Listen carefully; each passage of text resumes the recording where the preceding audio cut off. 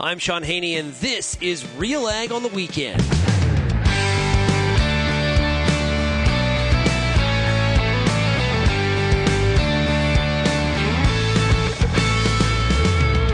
Let's get real and get connected with the week that was in Canadian agriculture.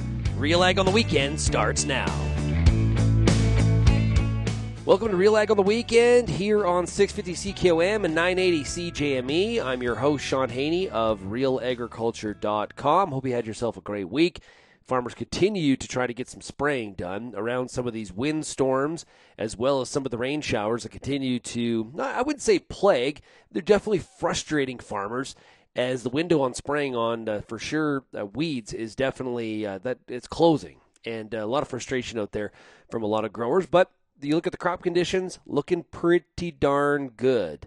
In Alberta, I actually had a farmer this week that said to me, his agronomist told him, this is around Edmonton, he has a generational crop. Knock on wood when you hear stuff like that, but you know, we're in a pretty good spot here. If you look at some of the moisture, we just, you know, the temperature probably could be turned up a little bit, but even with the temperatures where they are, talking to farmers across the province of Saskatchewan, they'll tell you that the cereals are really thriving. I think that's the one that everybody is the most excited about, is how the cereals are thriving in these conditions in the low 20s, mid-20s that we have been seeing here over the past number of weeks. But if you look at the Saskatchewan crop report, you can see, and some of it is due to some of the late seeding, but some of it is actually due to some of the temperature as well. Where we have oil seeds at 55% normal in the province, we got 42% behind. Spring cereals are 66% normal with 31% behind. Pulse crops in pretty good shape there at 74% normal and 23% behind. So that kind of sets the stage for a good portion of the province.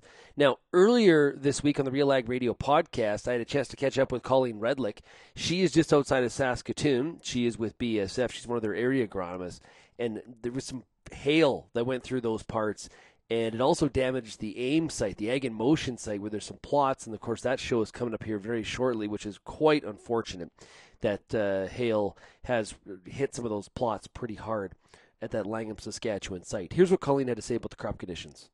You know what? The territory I cover, I think there's tons of optimism. So, you know, I go up into the Northeast, and unfortunately we've had a few crops wiped by hail last week that were coming and looking really good. And there's going to be some recovery and some babysitting for guys to do up there to maybe try to bring them back. But overall, I think there's tons of optimism. I just met with my whole team today from around Saskatoon, and really, I don't know if we're staying generational crop. I don't have a big piece of wood to knock on yet, right? So, but compared to last year, just the mood and the excitement that everybody has over the crop, and, you know, our new hybrids and talking about tours today and getting growers out, we just have a ton of optimism about what we're going to see in the field. So it's a lovely change from 2023. One of the other things that Colleen Redlick from BSF mentioned in our discussion from Thursday's episode of RealAg Radio is that a lot of farmers planted canola with a population with the idea that, you know, we'd be under drought conditions potentially again. And it hasn't been the case. We've had pretty good conditions to get the crop emerged, and we've got a pretty high population of canola right now. So that sounds like this is a new problem to have. I guess it's a good problem to have, but definitely something we have not been used to the past number of years, as we've been more plagued with drought than any sort of moisture. Okay, today on the show, because we have a good crop out there, we got to deal with some diseases and some pests, okay?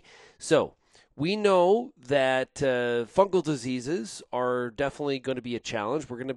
There's probably going to be some pretty good fungicide sales in Western Canada this year. One of the diseases that is rearing its head, at least we need to be looking out for it, is stripe rust. This is something that has definitely impacted the U.S., and there is concerns about it in North Dakota, Montana. And so in Western Canada, we need to be on our toes too. So we're going to hear from Kelly Turkington of AFC about stripe rust and what we need to know about it and what we're looking for. We're also going to hear from Clint Jurke. He's with the Canola Council of Canada to talk about the benefits of early season scouting of canola. We're also going to hear from Dean Dias today. He's with Cereals Canada. There's been a lot of, I guess, unrest at Cereals Canada in terms of some of the members, who's in, who's out. But they've also made a big announcement this week in terms of the GATE project. Growers have a portion of this project. Sask Wheat involved, of course. And Kelvin Hepner of Real Agriculture wanted to get to the bottom of what exactly the total cost of this project is and what is the purpose and what would it actually accomplish from an export perspective and the brand of Canadian cereals. So lots to chat about there with Dean Dias. Indeed. If you have any feedback, send me an email, shaney@realagriculture.com. You can also call the RealAg feedback line, 855-776-6147. Okay, let's take a quick break here on RealAg on the weekend. When we come back, we're going to hear Kelvin's discussion with Dean Dias of Cereals Canada right after this. You're listening to RealAg on the weekend, of course, here on 650 CKOM and 980 CJME. If you're involved in the agriculture industry, it's important to stay informed on all the latest issues affecting your business. At RealAgriculture.com, we offer fast, reliable news, information, and insights to help you keep on top of all of the latest in Canadian agriculture. Visit RealAgriculture.com and sign up for our free daily newsletter covering everything from news, agronomy, animal agriculture, and much more. Visit RealAgriculture.com/subscribe today. There's a reason we call it the Corn School. Videos on everything from planter setup to weed control, field trial results, and the latest yield strategies. The Corn School on RealAgriculture.com has the information and advice you need to help you succeed. Brought to you by Pride Seeds and BASF. Corn School episodes are available at cornschool.com, from RealAgriculture.com, or as a podcast in your favorite podcast app. Check out the latest Corn School episode today.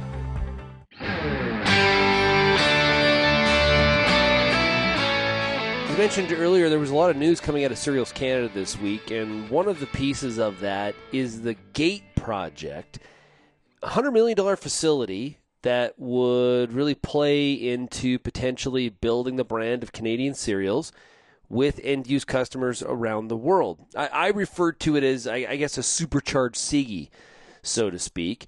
There's a lot of controversy around this announcement. There was things that were leaked prior to the announcement being made. Some of the groups, like the wheat growers, very upset about it.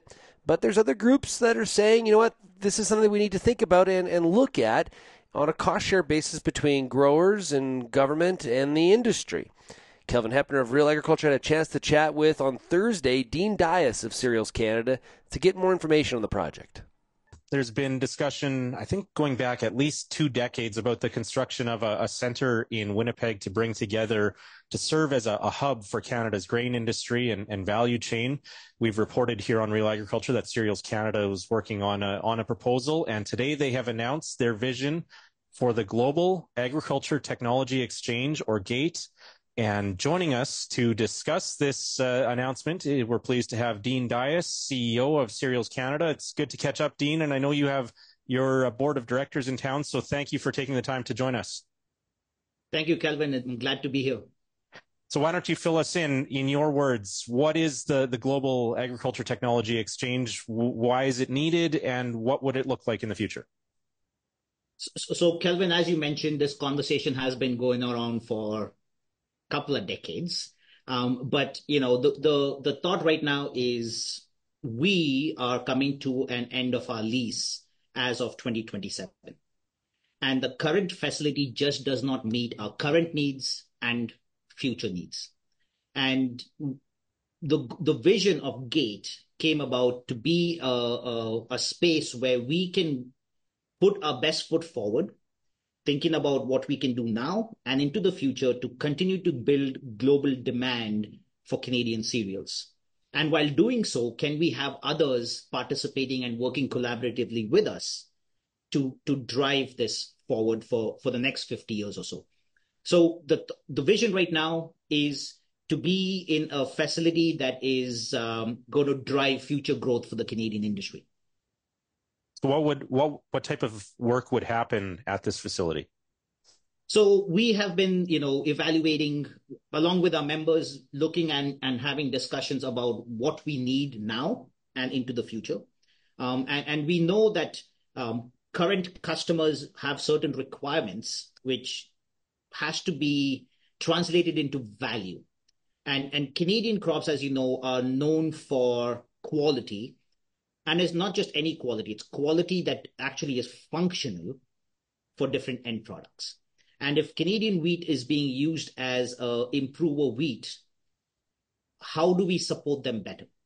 So this new facility is going to, help us do some of what we do now, but also what the requirements of the future are. What are the new food trends? Where is, the new food end products going into? We want to evaluate that, and we want to be, ready to support that for our industry. Okay.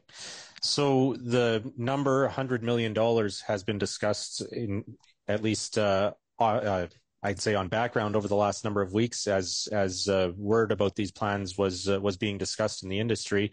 That number was included in the press release this morning, a preliminary cost estimate of around $100 million. I think it sounds like a lot to some people when they hear that number. What would that price tag include, Dean?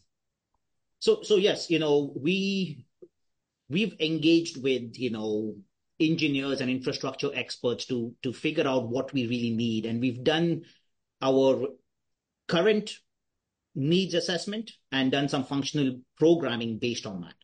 And, yes, $100 million is where the current vision is landing up with. But we continue to review that, right? However, that $100 million is everything that we need, right? It includes the land cost. It includes basic infrastructure, but then it also includes specific requirements, Kelvin, in the sense that if you are putting in something to do with a flour mill, flour, requires certain type of codes. You need certain type of concrete because the mill shakes. You need certain type of electrical codes. Right. So, and this number also includes equipment, and I would say equipment that, some equipment will move with us from here, and some equipment that we currently do not have, and we want to provide better support for crops like oats and work on couscous and so on. Those are all the things that is part of that vision. Okay. Who is driving this? Is this being driven by the need to move out of the current facility at the Grain Commission building, Dean, or is there also a drive from members in terms of your stakeholders and people around the board table in terms of needing or seeing catching this vision? Where is the motivation for this big project coming from? Well, the motivation started some years ago. Because we've been challenged in the current space, because this building has served us well for the last 50 years, but it also has a lot of limitations, and it does not meet the current needs we have and the future needs we want.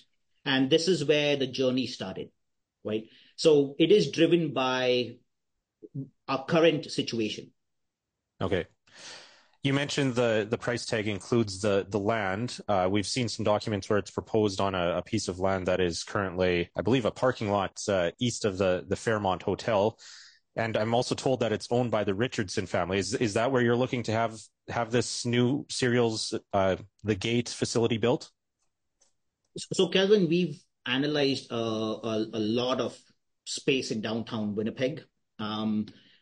That has been one of the options. There's other options as well at the table. We are currently looking at what do we need as a vision for Cereals Canada, right? Can we meet that? Can we finalize our functional programming? Once we know that, we can move into the discussion about what land is available for us to develop that.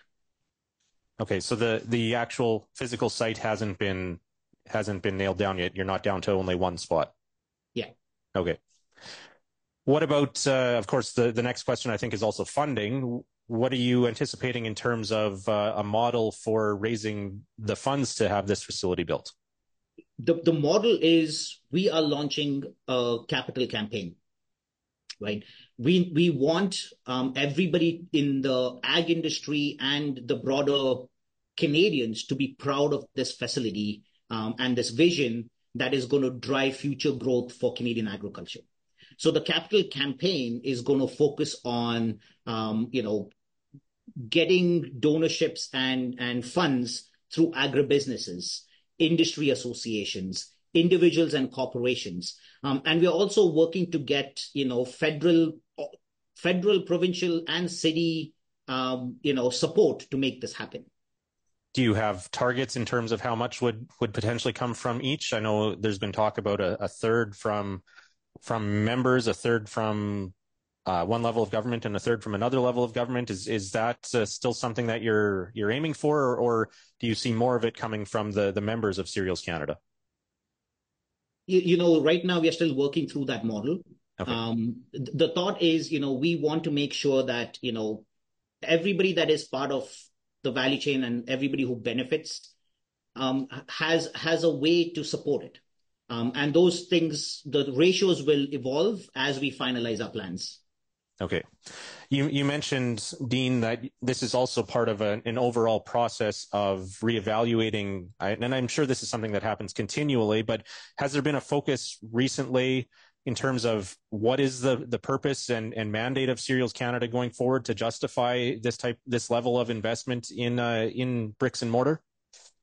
So Kelvin, we do analysis like this on a regular basis. We are always on strategic review cycles every 3 to 5 years and so on. And we review what we need, right? And it's good governance to do that. All I can say is I'm just coming out of 2 days of board meetings, and our board members are aligned and are, supportive of the vision of GATE. Are all the board members on side, or is that a board decision that was made in the board meeting?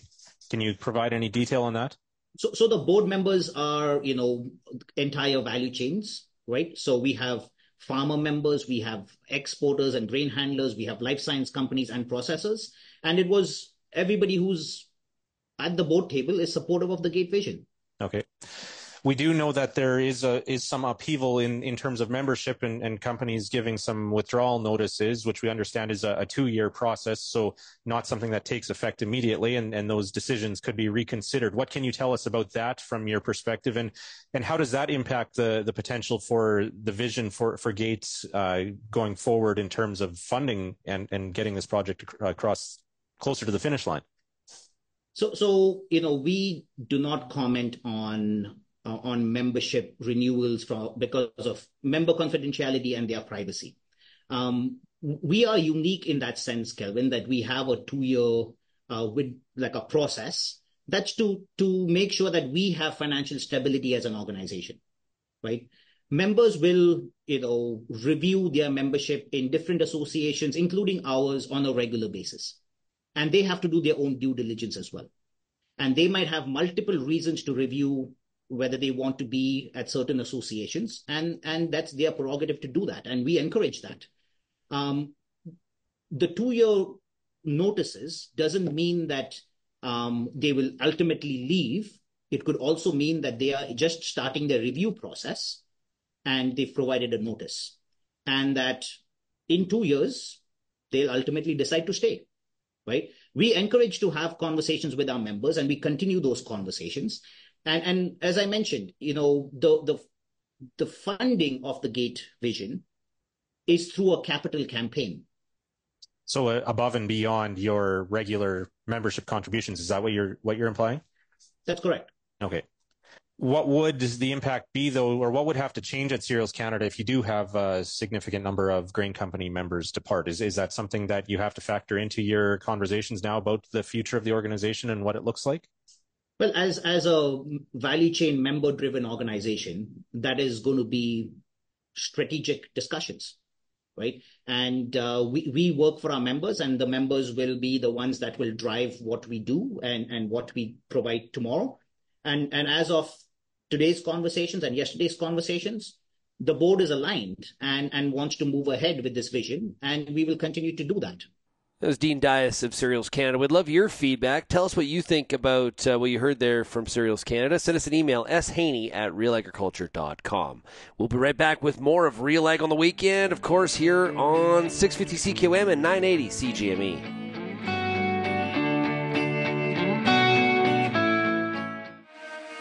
Get all the information you need to keep your pulse crop healthy and profitable with the Pulse School on RealAgriculture.com.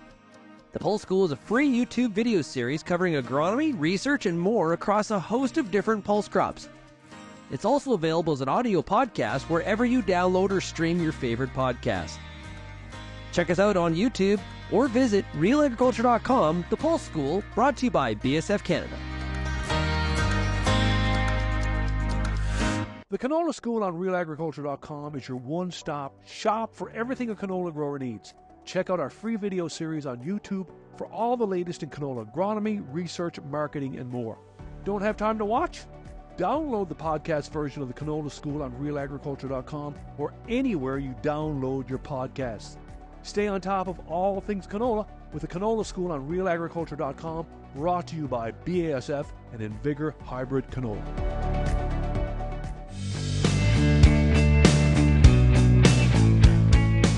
Disease that we have not talked about a lot in Canada is stripe rust, but I think you're going to start to hear a lot more about it. Amber Bell, field editor with RealAgriculture.com, had a chance to catch up with plant pathologist Kelly Turkington of AFC to learn what exactly are we looking for. Hi, Kelly. Great to have you. Thank you, Amber. It's great to be here, and I think it's pretty timely to be talking about stripe rust. It is. So tell me a little bit about stripe rust and how it spreads and what we need to be looking out for. Sure. So stripe rust is one of the main rust species that we've had. Traditionally, leaf rust and stem rust have been the main issues, but through breeding efforts, whether it's in the public sector or private sector, that we have very good levels of resistance to leaf and stem rust. Stripe rust, that's definitely improving with the efforts of the breeders, but it's an issue that typically we see coming in from the States. So a lot of the rusts will actually overwinter on winter wheat, for example, if we're focused on winter wheat, in the southern states, in that Pacific Northwest, maybe wheat-producing areas of California. And then what happens is that the epidemics continue to develop, and rusts produce spores that are very adapted to long-distance transport. So they're pigmented, they're thick-walled, they resist radiation and desiccation. So you have wind trajectories that will pick up rust spores from the Pacific Northwest, and then within a half a day, they can be in the Lethbridge area, for instance. Half a day.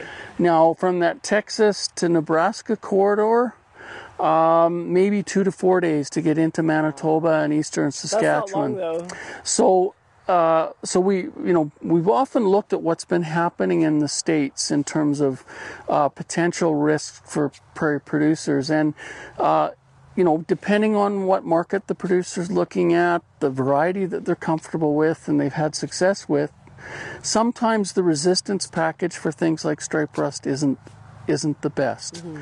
However, there are other very effective tools to manage stripe rust, including fungicides. But the key thing with fungicides is timing and awareness of developing issues. So over the years, as a pathologist, we've had calls and whatnot where producers or crop consultants or extension staff say, geez, this seemed to come out of nowhere.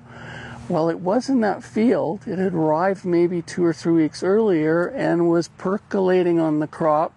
And it was only once you had really severe symptom development that it was picked up. Mm-hmm. So with the rust, your first line of defense, variety resistance, and something that has a moderately resistant or an MR or a resistant or R rating in your provincial variety guide. So look at that. That is definitely one of the things to look at when you're doing your crop planning, your varietal choice, and so on. If the variety that you're interested in using, the market that you're moving that into, it doesn't have that package, then you want to make sure that you're on top of things. So one of the key things is to look at what's happening with the rust situation. So over the last, about 8 years or so, we've had the Prairie Crop Disease Monitoring Network. And one of the initiatives that's part of that is we look at issuing weekly cereal rust risk forecasts from about mid-May to the start of July. And there's several components to our risk assessment. The first is what's happening in the States. So for this year, there's been a lot of concern regarding stripe rust in the Pacific Northwest, significant development. There's been fairly widespread spraying of fungicide, so that's helped to keep the disease at bay. But now those fungicides maybe were put on 2 or 3 or 4 weeks earlier, they're starting to lose their effectiveness. So colleagues like Dr. Chen out of Washington State University have recommended that producers consider a second application around head emergence and keeping in mind label and pre-harvest interval and so on to try and keep it at bay. Now the other thing is that they've had very early development of stripe rust in that Texas to Nebraska corridor. In fact, some of the comments from pathology colleagues with the universities down there have indicated maybe they haven't seen this early development in at least 10 years. Oh, wow. So Kansas has had fairly widespread development. Oklahoma had, but they've had dry conditions, so that's probably limited it. But Nebraska, it's present in all of the wheat growing areas. It's now been reported in South Dakota, Minnesota, and most recently North Dakota. So we look at what's happening in the states, but the rust is there. How does it get into Canada? Well, it gets in, it hitches a ride on wind parcels. So we work with Environment Canada to look at assessing the occurrence and frequency of wind trajectories that pass over the Pacific Northwest, predominantly into the Western Prairie regions, but you can get parcels that actually go into Manitoba. And that Texas to Nebraska corridor, we look at Texas and Oklahoma as one sort of block, and then Nebraska and Kansas as the other. So we monitor the frequency and occurrence of wind trajectories that could bring the spores up. So those are 2 factors. We look at prairie crop development. So risk for spring crops early in the year and mid-May, depending on the year, of course, limited because they either have not been seeded or they're not emerged. So the main risk would be for winter cereals, and then that transitions into the spring cereals around tillering and so on. And then we look at weather conditions. So those risk reports are available on our blog and now our new website. And producers and crop consultants can look at that.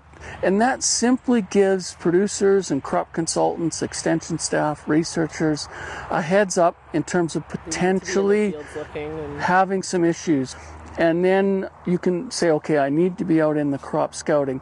And especially if the variety that you're growing is susceptible or moderately susceptible, maybe intermediate. Right. But those varieties and those fields, you want to be out monitoring, keeping an ear to the ground in terms of radio announcements, Twitter posts. Right. And is there a certain plant stage where it's most vulnerable? Yeah, it's an excellent question. And with the rust, if you look at the research out of the States, you look at Australia, you look at some of the work that colleagues with Alberta Ag, Kikwan Shi and Krishan Kumar, both retired now. And if the rust comes in prior to flag leaf emergence and establishes and develops, that's when you see some really significant yield losses. So in a susceptible variety, you could be looking at 50 to 90% yield loss. Wow. If it comes in after head emergence, then the extent of yield loss in susceptible varieties goes down. It doesn't disappear. It could be in that 10 to 25. And as the crop starts to fill and gets into mid-milk and towards early dough, the impact, the plant's already set its seed. It's largely filled. So any impact of rust at that time will be less. But a highly susceptible variety, there could still be some yield loss. The problem is at that stage you can't spray. You're beyond the label. At what stage is it like, hey, it's too late to spray now? Yeah. Really up to the FHB timing. And the nice thing about fungicides in the rust species is they're highly effective. You're routinely getting 90% control. And I think part of it is the nature of the rust fungus. They rely on living plant tissue to derive nutrients. Right. So the normal processes within that plant in terms of metabolism, water transport, and if a fungicide is is it's going to be water soluble in many cases, or move with the water within the transpiration stream, or so on. So we get very good control, and because the rusts come from outside, when you control it, you're removing a large part of the source of inoculum. Right. So herbicide timing with rusts works very well. We see that in the Pacific Northwest and elsewhere. It doesn't work as well with the other fungal leaf spots like tan spot and septoria, net blotch, scald, spot blotch, because those pathogens are what we call necrotrophic. Rusts are biotrophic. They feed off living plant tissue. Necrotrophs kill the plant. So they either produce toxins which kill the cells, or they release enzymes which break down cell walls and cell membranes. So that interferes with the normal processes that the plant has. So the fungicide probably doesn't get into those lesions, well-established lesions, like it does with the rust. So you might suppress things a bit, but within 2 weeks, fungicide concentration has gone down. That lesion will start to reactivate and contribute to that epidemic. But more importantly, things like tan spot, septoria, and the barley leaf spots I mentioned are all residue-borne. So the inoculum's coming from the old crop residue, and that's going to continue to be produced. So at that herbicide timing, so you might say when you apply at the 3-leaf stage, well, when the fourth leaf comes out, it's totally unprotected with fungicide. Yeah. So, we certainly see with rusts the importance of that herbicide timing. Mm-hmm. It's not as critical with the other leaf spots as it is with rust. Okay, well, that's great information. Do you have any words of encouragement for producers going into the season? In terms of rust management, I think we've got some excellent tools in terms of varietal resistance. The breeders and pathologists, when you look at the experience that your grandparents or great-grandparents may have had, including mine, they were challenged with rusts right from the late 1800s through to probably the 50s and 60s. But the breeders, the pathologists have worked very hard. So a lot of the varieties have excellent levels of resistance. You don't need to spray a fungicide for the rust, but you might have to for some of the other things like tan spot and septoria and so on. Mm-hmm. That was Amber Bell of RealAgriculture.com with Kelly Turkington, plant pathologist with AFC. Stripe rust is definitely something that we're going to stay on top of at RealAgriculture.com. And if you want to find out more about the growing season and topics around wheat, make sure you go to wheatschool.com. We'll be right back on Real Ag on the weekend here on 650 CKOM and 980 CJME.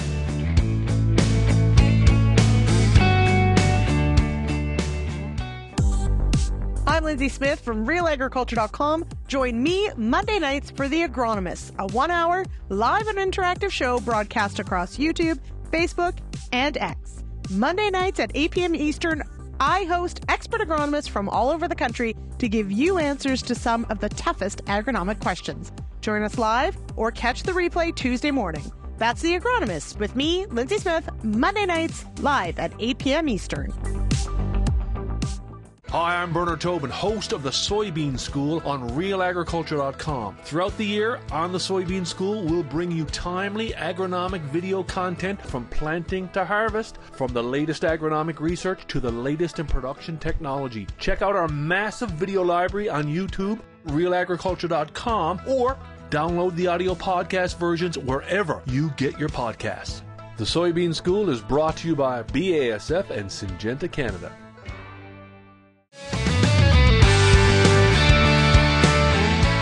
Canola's out of the ground, and so we got to get out to the field. We got to see what's going on. This is a crop that it needs management, intensive management, and we got to stay in it and continue to make sure that we know what's happening, because we've got pests and we've got diseases that are constantly trying to take away yield from our canola crops, and we've got some yield out there as we've been discussing. So we got to really be on top of it. Different than a drought year for sure. Amber Bell of RealAgriculture.com had a chance to catch up with Clint Jurke, the Canola Council of Canada, to talk about the benefits of early scouting. Well, as early as possible. Usually, with warmer soils, it takes the canola crop 6-7 days to start poking through the ground, really depending upon your seeding depth.